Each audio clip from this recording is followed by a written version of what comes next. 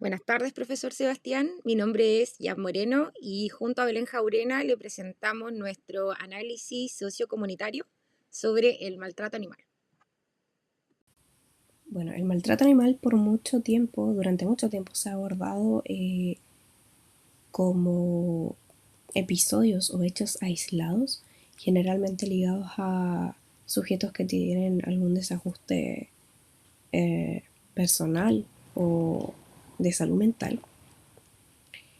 Pero a medida que hemos avanzado y lo hemos tratado de mirar desde una manera más integral, eh, se ha perdido un poco esta lógica, esta manera de entenderlo, ya que se ha reconocido que en realidad esta violencia hacia los animales es una expresión de las lógicas de violencia, valga la redundancia, y dominación que se van reproduciendo en la sociedad de una manera u otra. Aún con avances como el endurecimiento de las penas o sanciones hacia los maltratadores, y el reconocimiento legal que se ha hecho de los animales como seres sintientes, eh, muchos análisis caen en reduccionismos en los que se analiza solo una variable, eh, y la mirada sigue siendo así parcial. Entonces aquello desencadena en una desconexión con los contextos sociales donde ocurren este tipo de hechos. De esta manera es que en este trabajo vamos a tratar de salir un poco de esas miradas reduccionistas, abordando esta problemática en una primera instancia, eh, revisando y analizando estos enfoques parciales que se le ha dado a este fenómeno. Y luego vamos a explicar por qué debemos entender el maltrato animal eh, como un problema social y comunitario, eh, abordando así distintas dimensiones del problema y también analizando cómo se organiza y reproduce esto concretamente en las comunidades. Finalmente vamos a cerrar con una propuesta de intervención basada en los principales modelos comunitarios que se han trabajado en esta asignatura. Bueno, antes de llegar a lo que son nuestras propias conclusiones y miradas, quisimos revisar la literatura de manera crítica y nos encontramos con tres puntos principales que nos llamaron la atención. Inicialmente nos encontramos con Descartes, que en su momento catalogó ciertos los animales como autómatas. Entonces los conceptualizamos como una máquina biológica en el fondo que no tiene la capacidad de sentir dolor de manera consciente. ¿Ya? Esto, aunque suene un poco arcaico, es algo que en el fondo se perpetúa cada vez que se pasa por alto o se le resta importancia a lo que es el maltrato animal. Por otra parte, desde la biología o de la sociobiología, se atribuye, ¿cierto?, la violencia a ya sea instintos o características hereditarias o genéticas desde progenitor, ¿cierto?, hacia su descendencia, dejando de lado por completo todo lo que es la influencia de la crianza y lo sociocultural del individuo que está en desarrollo o que ya se desarrolló. Y por último, desde el enfoque psicopatológico, se le entrega como esta violencia se atribuye o es como sinónimo de un síntoma. Dentro de un cuadro, ¿cierto? Se le atribuye a esto y también se deja por fuera, a nuestro criterio, de que la violencia también se utiliza como una herramienta social de dominación, ¿ya? Entonces, estos tres elementos encontramos que tienen este problema en común, que deja por fuera, ¿cierto?, todo lo que es la influencia sociocultural y que de la mano va eh, quizás no apoyando, pero sí legitimando lo que es la violencia. Bueno, existen tres grandes ideologías estructurales que están a la base de este fenómeno del maltrato animal. En En primer lugar tenemos el patriarcado, el cual es una estructura que se ha usado ampliamente como una herramienta de, de control y que también ha legitimado el uso de la violencia y la ha permitido. En ese sentido, el hombre, entendido desde el binomio sexogenérico hombre-mujer, se ha situado en una posición de poder jerárquica por sobre mujeres, niños y por supuesto también animales, donde el dominio se construye mediante prácticas que se extrapolan a otros, como las mujeres, los niños y los animales, generando así una cualidad que es propia del género masculino, en este caso el hombre,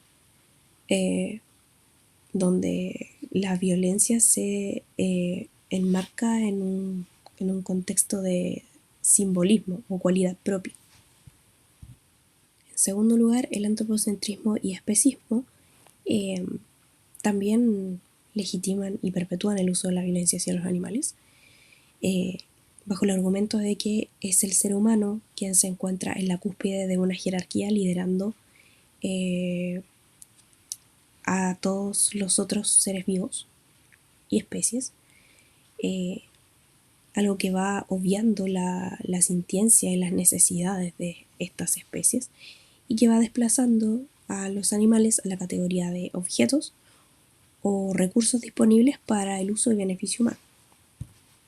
Desde esta última idea y en la misma línea, el sistema económico capitalista refuerza esa visión de los animales como recursos u objetos que están al servicio humano, lo cual normaliza la explotación continua de estos y la crueldad industrializada que va ignorando todo este marco ético que se encuentra alrededor y genera una abstracción sobre la característica de seres vivos de los animales, lo que finalmente termina enmarcándolos en simples productos de consumo. Bueno, y para darle sustento a nuestro análisis, quisimos fundarnos en Martín Baró, que es un autor que revisamos bastante durante el curso de este ramo, y que nos parece atingente para poder utilizarlo, ya que él genera esta propuesta de que no es suficiente con mirar una conducta aislada de una persona, sino que es más concordante observar esta misma conducta dentro de el contexto social donde se lleva a cabo.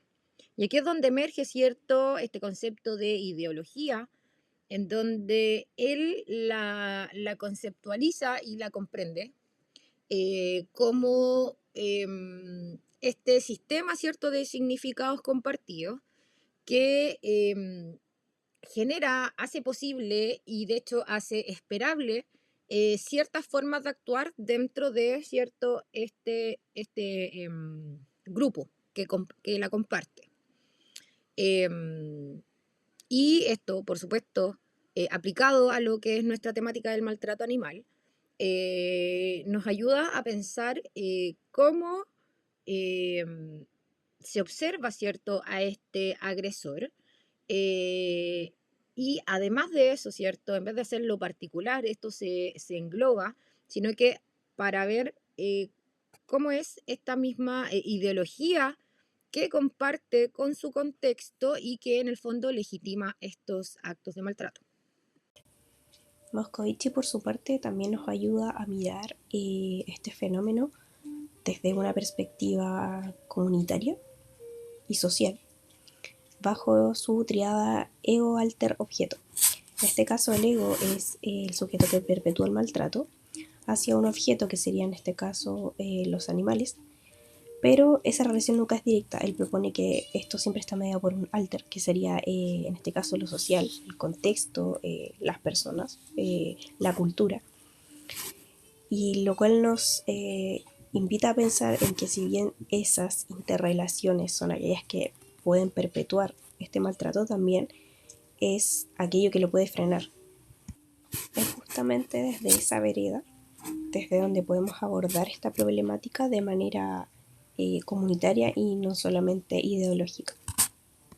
Bueno, este alter social que mencionaba Belén anteriormente nos lleva, ¿cierto?, a una pregunta que encontramos que es relevante, que es ¿dónde concretamente se sitúa esta ideología? Entonces aquí entran dos autores. Por una parte, John, en 1980, em, denomina, ¿cierto?, a un grupo simplemente como un grupo de personas que interactúan entre sí. Y posteriormente Montero, en el 2004, pero ya con el concepto de comunidad, nos señala que si bien un grupo de personas que interactúan entre sí, también tiene otras características. Eh, una de ellas es que, bueno, comparten una membresía, también generan influencia entre sí, comparten necesidades y también lazos afectivos, ¿ya?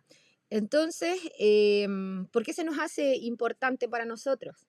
Porque este, este tipo de violencia no se sostiene, ¿cierto?, en el aire, sino que en comunidades concretas, y comunidades concretas que tienen por una parte, obvio, su propia historia y también una manera de organizarse.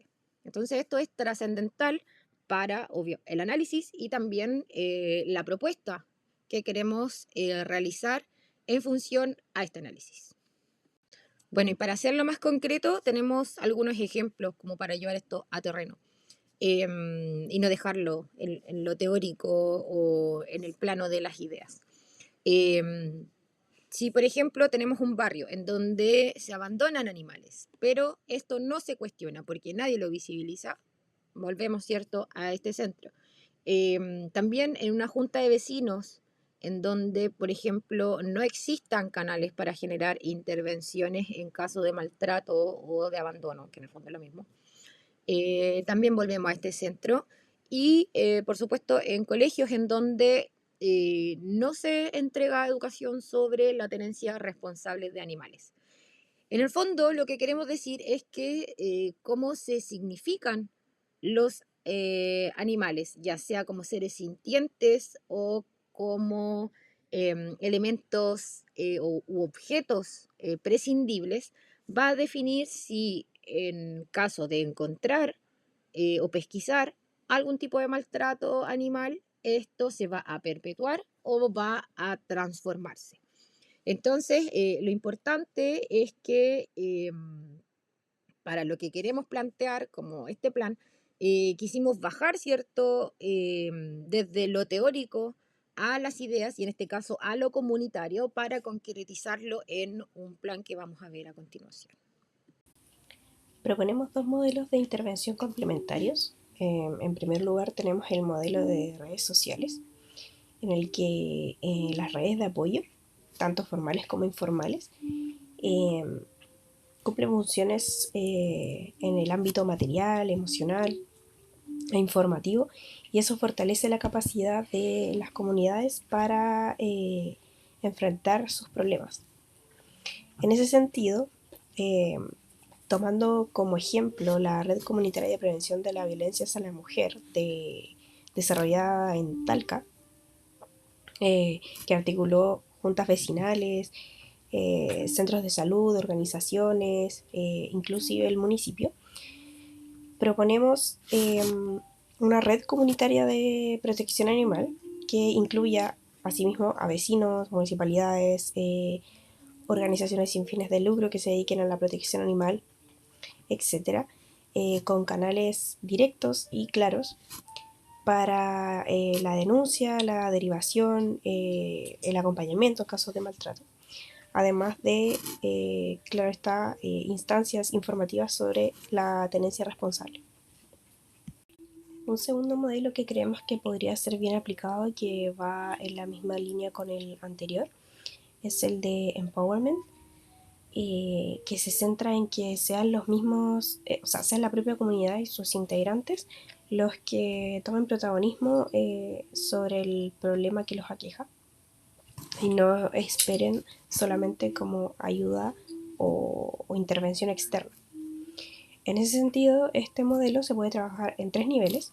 Primero tenemos el nivel individual, donde, como decía, se busca que cada persona se sienta capaz y tome la iniciativa de denunciar o intervenir en casos de maltrato animal. Perdón. En segundo lugar tenemos el nivel organizativo, en el que los comités vecinales, por ejemplo, de protección animal, puedan incidir en estos espacios de violencia. Y en tercer lugar tenemos el comunitario, en el que se amplía el acceso a los recursos y se abre un espacio para incidir así en la creación de políticas públicas a nivel local. Un caso que de hecho ilustra esta intervención a nivel comunitario, es el programa de tenencia responsable de animales de compañía, con sus siglas PTRAC, que depende de la Subsecretaría de Desarrollo Regional o SUBDER, que financia desde el año 2018 a través de fondos concursables a organizaciones de protección animal sin fines de lucro a lo largo de todo el país, quienes se dedican a ejecutar proyectos de esterilización, rescate, educación, etc.